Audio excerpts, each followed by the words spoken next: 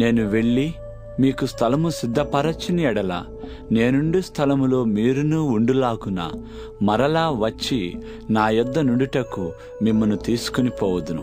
జోసెఫ్కు ఉన్నటువంటి ఒక ప్రత్యేకత ఏంటో చెప్తాను. He is the first in the బైబిల్లో మొట్టమొదటి వ్యక్తి ఏంటనంటే కళలు కలిగి ఉండటంలో మొదటి వ్యక్తి కాదు, దర్శనాలు కలిగి ఉండటంలో మొదటి వ్యక్తి కాదు.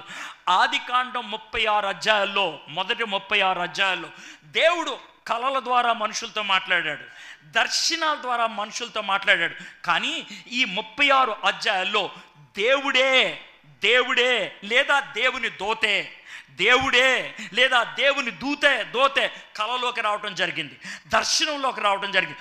మొట్టమొదటిసారిగా బైబిల్లో మొట్టమొదటిసారిగా దేవుడి యొక్క ముఖ చిత్రము లేకుండా, దేవుని యొక్క మాట లేకుండా, దేవుని యొక్క స్వరము లేకుండా ఏయో పనులు కనబడ్డాయి. పని ఒకటి నుంచోని ఉంది, మిగిలిన పనులన్నీ పడిపోయినాయి, అంతే.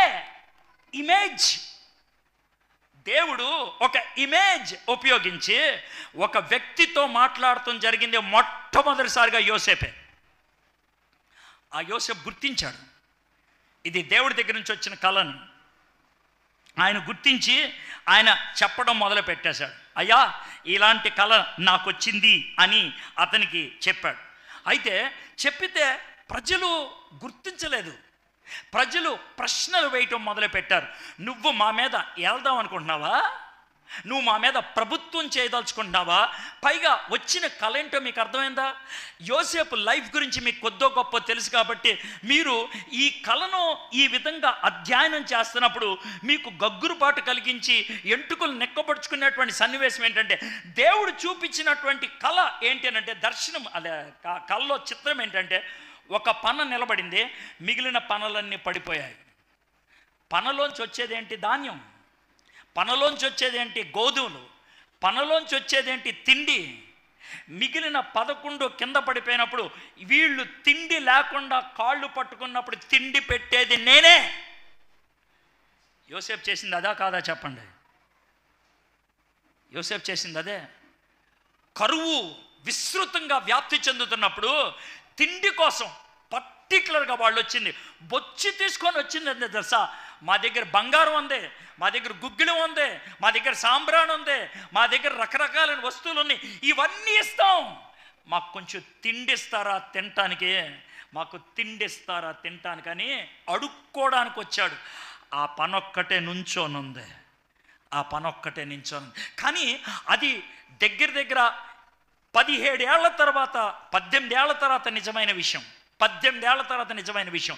ఆ కళ వచ్చినప్పటి నుంచి నియర్లీ 18 to 20 years పట్టింది అది నెరవేరటానికి. ఆ కళ నెరవేరేటంత వరకు కూడా నీకు చిత్రహింసలేగా, ఆ కళ నెరవేరేటంత వరకు కూడా ప్రజలు నిన్ను హేళన చేసేవాళ్ళేగా.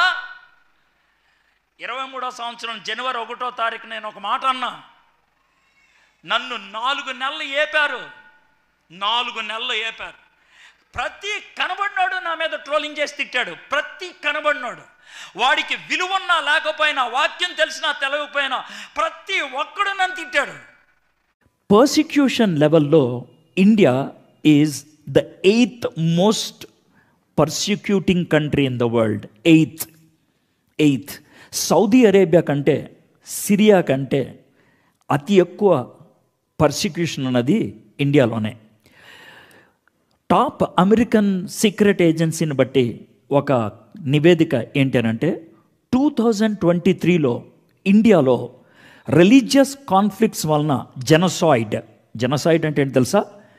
lakhs ఆఫ్ పీపుల్ చచ్చిపోతారు, lakhs ఆఫ్ పీపుల్ని చంపేస్తారు. ఏ విధంగా అంటే, హిట్లర్ 6 million Jews-ని చంపేశాడు, 60 lakh Jews-ని చంపేశాడు.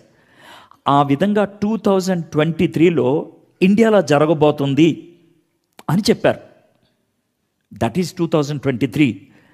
అలాంటప్పుడు హ్యాపీ న్యూ ఇయర్ చెప్పమంటారా? ఇక్కడ కూర్చొని ఈరోజు వాక్యం వింటున్నారే, 2024 మీలో చాలామంది చూడరు, చచ్చిపోతారు మీరు. హ్యాపీ న్యూ ఇయర్ చెప్పమంటారా? మీరు మామూలుగా చచ్చిపోరు, పొడిస్తే చచ్చిపోతారు, కొడితే చచ్చిపోతారు, కాల్ చేస్తే చచ్చిపోతారు. హ్యాపీ న్యూ ఇయర్ చెప్పమంటారా? కానీ 5 నెలల నుంచి మారిపోయింది పరిస్థితి. కొంతమంది మాట్లాడటానికి దమ్ము లేక సిగ్గు లేక నోరు మూసుకొని ఉంటే, కొంతమంది మాత్రం చెప్పగలిగారు, మేము తప్పుగా అనుకున్నాం, కాదు ఇది నిజమే అని. నేను ఇక్కడికి చాలా సంవత్సరాల నుంచి వస్తున్నాను. చాలా సంవత్సరాల నుంచి ఒక మాట చెప్తున్నాను. నేనేదో ప్రవక్తనని చెప్పట్లే. ప్లీజ్, నేను ఒక పొలిటికల్ అబ్జర్వర్ని అంతే. I'm not a prophet. దేవుడు నాకు ప్రవచన వరం ఇవ్వలో. ప్రవచన వరం ఉన్నవాళ్ళు ఉన్నారు అంటే ఉన్నారు, నేను కాదు. ఐఎమ్ నాట్ దాట్, నేను కాదు. ప్రవచన వరం ఉన్నవాళ్ళు మీరు నమ్ముతారా? Yes, I will believe. దేవుని వాక్యానుసారంగా వాళ్ళు మాట్లాడుతున్నప్పుడు ఐ విల్ టేక్ ఇట్, నేను నమ్ముతాను. I'm not against the gift of prophecy. ప్రవచన వరానికి వ్యతిరేకని కాదు నేను. కానీ నేను చాలా స్పష్టంగా చెప్పిందంటే, I have a feeling, I have a sense. దేవుడు నాకెందుకో ఈ విధమైనటువంటి తృష్ణ ఇస్తున్నాడు. భారతదేశం క్రైస్తవుల్ని హింసించే వాళ్ళలో నెంబర్ 1 దేశం అవుతుందని. నా సొంత మిత్రులు అన్నారు, 19వ స్థానం నుంచి 10వ స్థానం రావడానికి 12 ఏళ్ళు పట్టింది. 19వ స్థానం నుంచి 10వ స్థానం రావడానికి 19 ఏళ్ళు పట్టింది. అర్థమైందా? 1వ స్థానానికి వస్తుందేమో, ఇంకో 20 ఏళ్ళు పట్టుద్దేమో, ఇంకో 25 ఏళ్ళు పట్టుద్దేమో అని అన్నారు. అంత దూరం వెళ్తుందని నేను అనుకోవట్లేదు. 2025 చాలా డిసైడింగ్ మూమెంట్. నాకు ఎందుకు అనిపిస్తుంది 2025 చాలా డిసైడింగ్ మూమెంట్. మీకు తెలుసో లేదో, జనవరి 1st వీక్లో వచ్చినటువంటి చాలా విశ్లేషణలు దేని గురించో తెలుసా? ప్రపంచంలో ఉన్నట్లుండి అందరూ గమనించింది ఏంటంటే, క్రైస్తవుల్ని అతి ఎక్కువ హింసించే దేశం నెంబర్ 1 భారతదేశం. ఏబిఎన్ వాడు అరగంట సేపు దాని మీద విశ్లేషణ చేశాడు. నెంబర్ 1 భారతదేశం. భారతదేశంలో ప్రతి గంట, రోజుకి 24 గంటలు ఉంటాయి, వారానికి 7 రోజులు ఉంటాయి, నెలకు 30-31 రోజులు ఉంటాయి, సంవత్సరానికి 365 రోజులు ఉంటాయి. ప్రతి గంట భారతదేశంలో 4 క్రైస్తవుల్ని చంపుతున్నారు. చావట్లేదు, వాళ్ళు చంపుతున్నారు. అది విశ్లేషణ, అది అనాలిసిస్. ప్రతి పావు గంటకి ఒక వ్యక్తి చేస్తున్నాడు, క్రిస్టియన్ అని చెప్పుకొని చేస్తున్నాడు. దేవుడు ఒక ఆలోచన ఇచ్చినప్పుడు అది నెరవేరక మునుపు ఇబ్బందులు చాలా ఉంటాయి. దాన్ని తట్టుకోగలిగే దమ్ముండాల. వాక్యాన్ని చెప్పినప్పుడు వాక్యాన్ని నమ్మిన వ్యక్తి, ఆ వాక్యం ఇక్కడ చెప్పినట్లు దేవుడు చెప్పిన ఏ మాటను నిరర్ధకము కానేరదు అని నువ్వు నమ్మితే, స్టాండర్డ్ స్ట్రాంగ్, నిలబడి ఉండు. యోసేపు వాళ్ళ అన్నలు ఎగతాళి చేస్తూ ఉంటే, వాళ్ళ అన్నలు తిడతా ఉంటే సైలెంట్గా ఉన్నాడు ఆయన. ఇప్పుడు దాకా మనం యోసేపు గురించి ఏం నేర్చుకున్నాం? నెంబర్ 1, యథార్థవంతుడే, నిజమే చెప్పాడు. కానీ తన సహోదరులు ఇష్టపడలేదు, వాళ్ళ గురించి చెడు చెప్తున్నాడని.